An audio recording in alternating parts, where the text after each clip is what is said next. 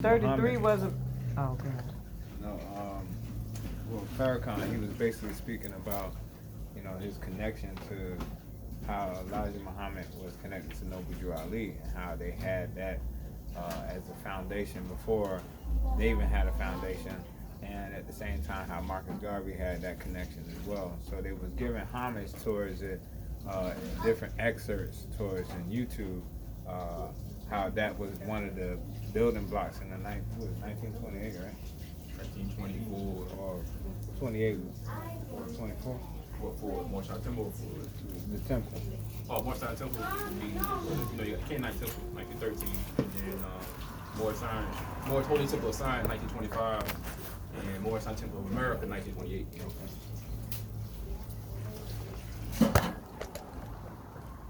Well, explain the 33 to me again. Who was not allowed? Okay, Europeans, as far as getting what they call the light or illumination, or civilization building knowledge. Oh, Okay, Europeans because of their disposition, they had their own strengths by nature, not able to absorb that light. So you had to stop right, it so at our 33. indigenous people were only able to give them 33 degrees of knowledge. That's why the feds that they wear, as far as especially like Shriners, the feds that they wear with their tassels, you got to wear it hanging out tied So down. it was their feds had like a little thing on it where it didn't move. Right, where it restrained it, where it had to sit Right. still and down, face Right. downward, versus Africans or indigenous peoples on I feds, saw that the before. tassel can swing fully. Okay. So which Okay. represents the full circle. Right. On top of the feds, you have a full circle. Right. And it represents 360 degrees Right. of knowledge. Right. Okay. So some people go into there's a circle at the top and also your circle at the bottom. Right. You add together 720 degrees. Right. But as far as what we talking about Right, today, right, it's saying simply 360 degrees represent full circle. Right. Because in 360 degree teaching, they're saying 180 and 180, and then add the 360 versus one circle for spirit, one circle for matter, or earth. Right. You had a question or comment about that part? No, that was it. Okay. All right, Thank you. Yeah, no problem. All right, so we'll get right in here to a little brief basic bio. The reference I'm using, if you look at your packet, is at the bottom. It's msta1913.org. This is supposed to be an official website for the Moorish Scientific of America. We have msta1913.org. You also have msta1928.org. You have clockofdestiny.org. But these are different variations of the movement who uses these official websites. Okay, so let me get right into it here. There's a Moorish American history. In the year 1886, there was a divine prophet born in the state of North Carolina. His name was Noble Drew Ali. If it sounds strange to speak of a prophet born in North Carolina, that may be how it sounded in the days of Jesus, when some thought it was strange that a prophet or anything good came out of Nazareth. As prophets of olden days came to people around the world to save nations from the wrath of Allah, a prophet of Islam was sent also to the Moors of America, who were called Negroes. The duty of a prophet is to save nations from the wrath of Allah. As Noah and Lot were warners to the people of those days, Prophet Noble Drew Ali came to warn and redeem the Moors of America from their sinful ways. The nationality of Prophet Noble Drew Ali, was Moorish American, the same as the people he came to uplift. The prophet uplifted his people by teaching them the truth as to their creed and the truth as to their customs. He taught them to be themselves and the things necessary to make better citizens of men and women. He let them know that the Moorish Americans are a part of this government, the United States, and they must obey the laws thereof. As a result, the Moorish Americans are good citizens and an asset to the country also. They endeavor to uplift others who have fallen along the way of life, to redeem them so as to make them an asset to the government, rather than social detriments and wars to the government. Prophet Noble Drew Ali taught the people the term Negroes in the United States are Asiatic, and specifically that they are Moorish whose forefathers inhabited Northwest and Southwest Africa before they were enslaved in North America. Marcus Garvey was given credit by Prophet Noble Drew Ali of being his forerunner. Garvey's teachings about national issues were similar. Garvey stated in Philosophy and Opinions of Marcus Garvey, we will have to build our own government, industry, and culture before the world will stop to consider us. Prophet Drew Ali passed in 1929 out of the flesh. The beginning, in 1913, Prophet Noble Drew Ali founded the Canaanite Temple in Newark, New Jersey. The Canaanite Temple was an early indication that the so-called Negroes were of Asiatic origin from the Holy Land of Canaan. The movement spread across the country during the 1920s as the Moorish Holy Temple of Science, as Prophet Noble Drew Ali pioneered in attempts to instill racial pride. Before he came to Chicago in 1925, the movement proliferated to Detroit, New York, Philadelphia, and some southern cities. During his lifetime, membership may have risen as high as 30,000 members. In 1925, Noble Drew Ali, wearing a flaming red fez, appeared on the streets of Chicago, proclaiming to the people of the colored race that they were not Negroes, colored folks, black people, or Ethiopians. People began to gather to hear this young man speak. He stated that the fallen sons and daughters of the Asiatic nation of North America need to learn to love instead of hate, and know of their higher self. His words were impressive because it wasn't long before he established himself in a sizable meeting hall on Claiborne Avenue on the north side of Chicago. Finally, by 1928, the Moorish Temple of America Incorporated was an established fact. It is believed that this procedure of elevating the movement to the Moorish Temple of America Incorporated from the Canaanite Temple in phases was to prepare the people for this great new thought movement, entirely different from the churches they had been used to. With the incorporation came a new charter, divine constitution, and bylaws consisting of 7 acts. There are also followed 7 additional laws to strengthen the guidelines for better cohesion in the organization. The object of our organization is to help in the great program of uplifting fallen humanity and teach those things necessary to make our members better citizens. The Moorish movement is still alive today. There are many small temples all over America still following the great teachings of Prophet Noble Drew Ali.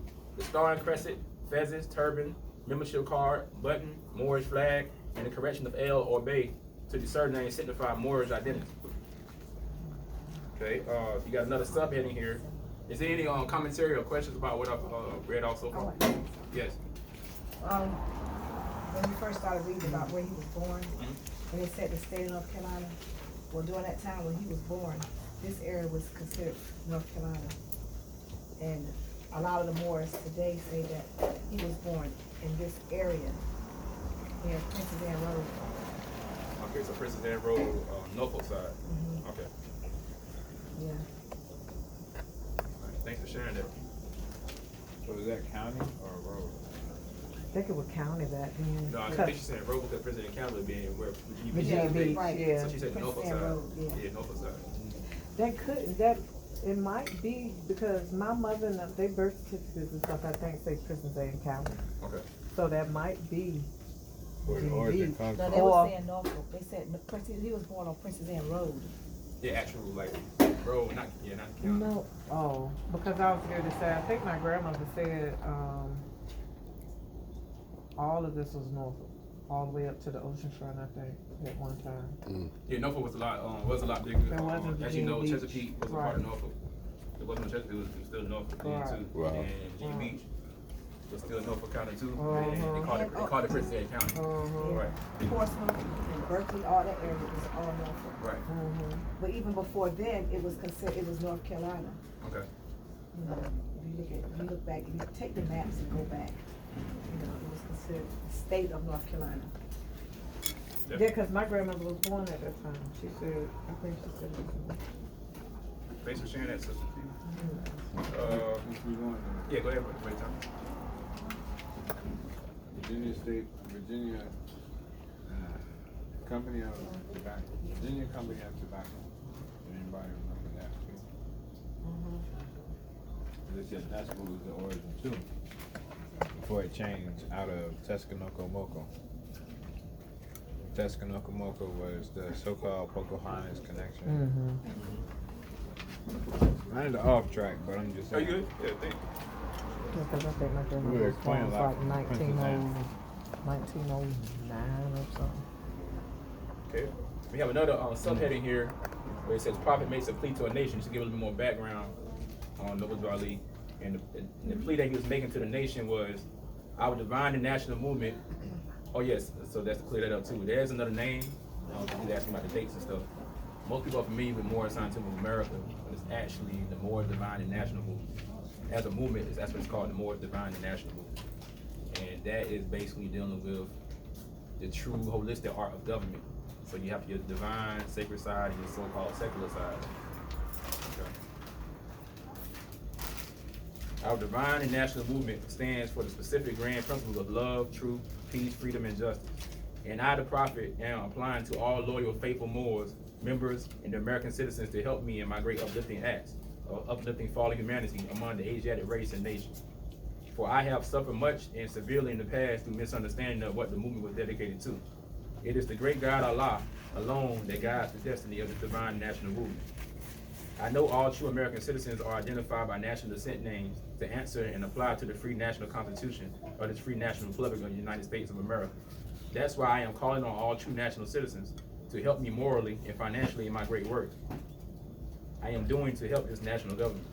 For without a free national name, without a descent flag of your forefathers, there is not a national divine title of the government in which we live.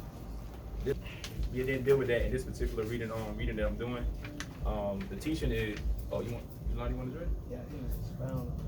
Go ahead. When you look up Asia, it just means it just means east.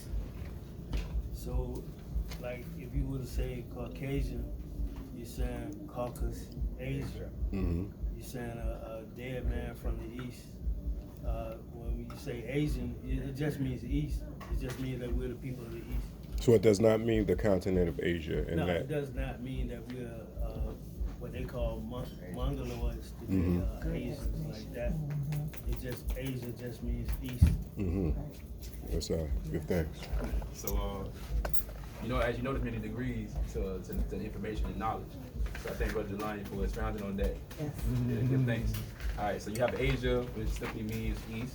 Then you have Asia as a name given to that particular landmass east of Africa, as we know it in the modern landscape. Mm-hmm.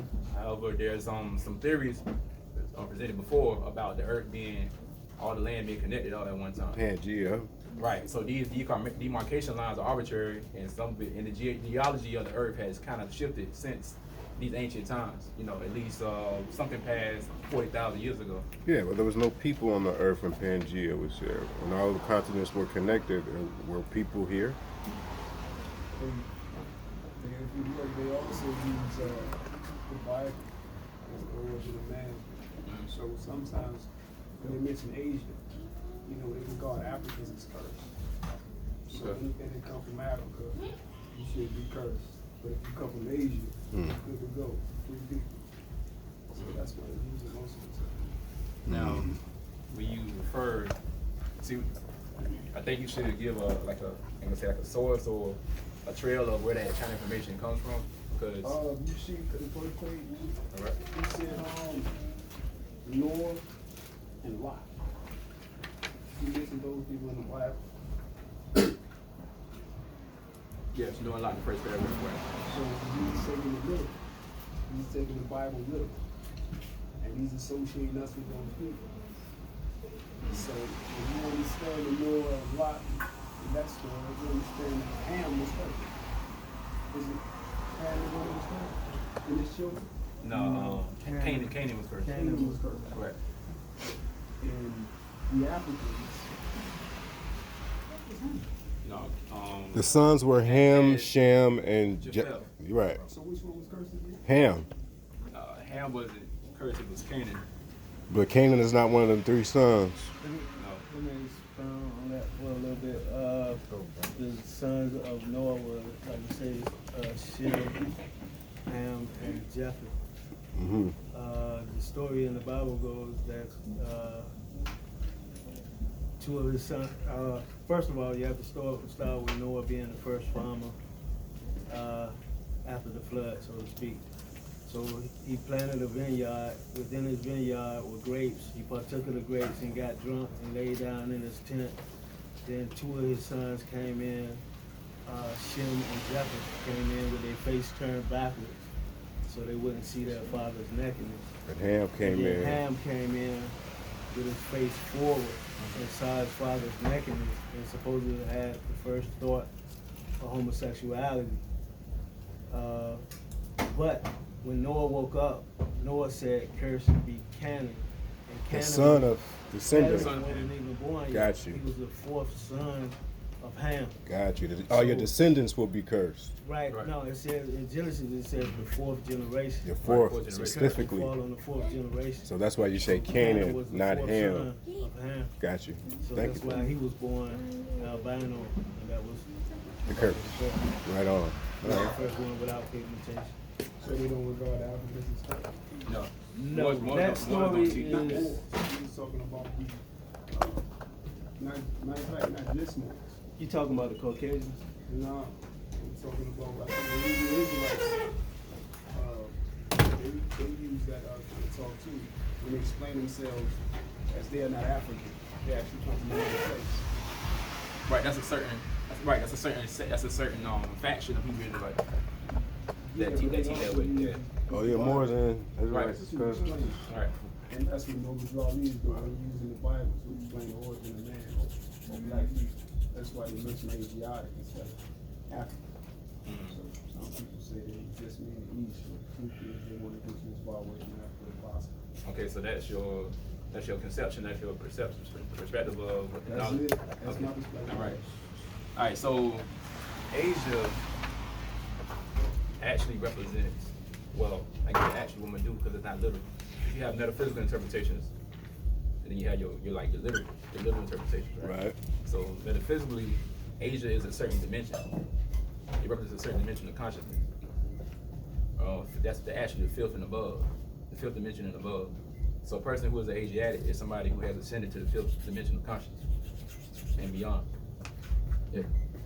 I thought in one of his books, Elijah Muhammad said Asia refers to the world. That's what I thought. Because it was like named the Asia. world. It was Right. called Which Asia. is another degree of And then knowledge. somebody else said, I can't, was Asia, like. Yeah, that's right. That's true. That's one of the teachings that Asia was one of the ancient names. Yeah, Asia was one of the ancient names of planet Earth.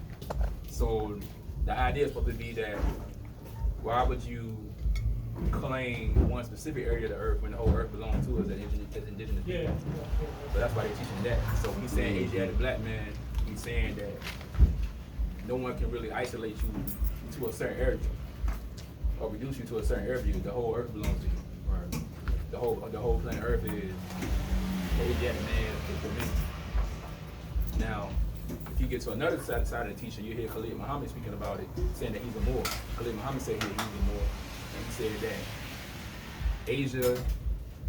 He spoke to that. This thing you're talking about with Asia being basically where you're coming from, but Africa is where we rule from. So he said, but he didn't really say Asia. He said the whole. He's still speaking about the whole Earth. Because remember, Khalid Muhammad was taught by, he was a member of Nation of Islam. So his understanding of what Asia was would have been what Nation of Islam was basically teaching about what Asia was, being the whole Earth. So they do make a distinction between Asia and Africa. No, because they're gonna basically say that Africa, according to that teacher, Africa is a part of Asia. Because Asia is supposed to represent the whole Earth. Africa is just a part of it.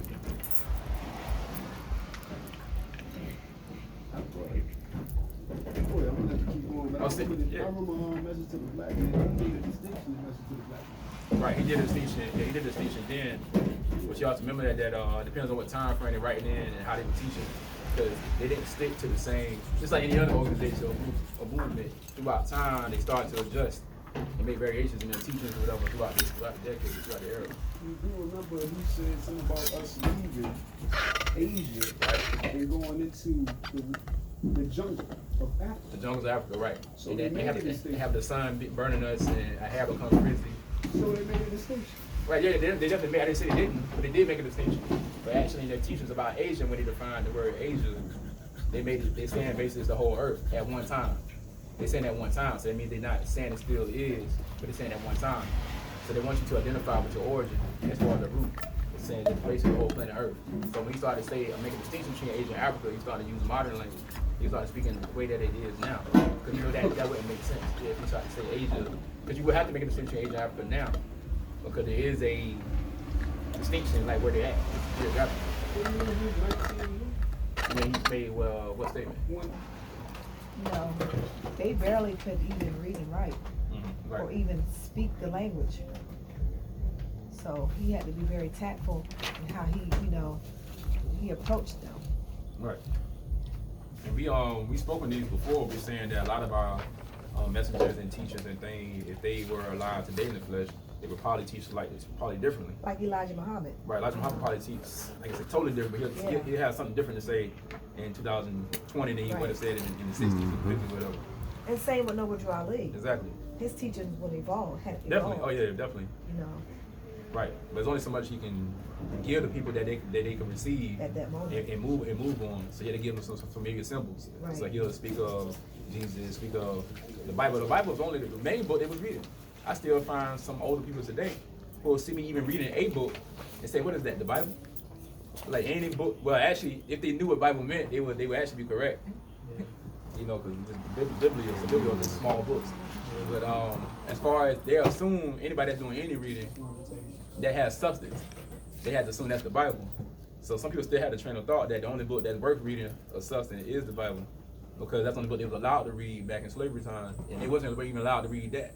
Not with their own eyes. Somebody had to read it to them. Right. Because it's actually illegal. It's actually written on the book. It's illegal for them to read at all. Anybody caught even trying to teach them to read would be persecuted and fined and maybe killed. I don't see that. I never seen that in the books. But they don't really go to that Probably. street for provocation. They got killed for less. Right. So if you go back to, and not saying that this is the full reality, the Nat Turner situation where he was at one point teaching what he was reading out of the Bible. Of course, it was to a point where you can look at yourself like, if I knew the interpretation, would I do it better? You know what I mean? Like, let's say I'm an actor and I wanted to act, and this is my first script, and I looked at it and I'm like, the cat jumped over the, man, that don't sound good. So now I'm gonna want to build my character up, and so just like, let's say in Noble Drew Ali's time, the character starts to show itself as he starts to read this, and now they're like, oh snap, what we got here? So it's not just a point of saying exoterically, he was getting it esoterically, and then he's like, oh snap, this is actually connecting me, you know what I mean? And this would, the language beyond the language, what most people said, you were not supposed to teach, because you don't know the power within and how to use it, as they say, that energy in the word, and word being the energy. And you look at collectively, his number was 8. So January 8, you put 1 and 8, you got 9. So it's another born connection from the 7 vibration of chakras. Plus you're black and you're white. So what I mean by black and white is the shadowing of itself in color spectrum. How do we see ourselves differently? And for him to get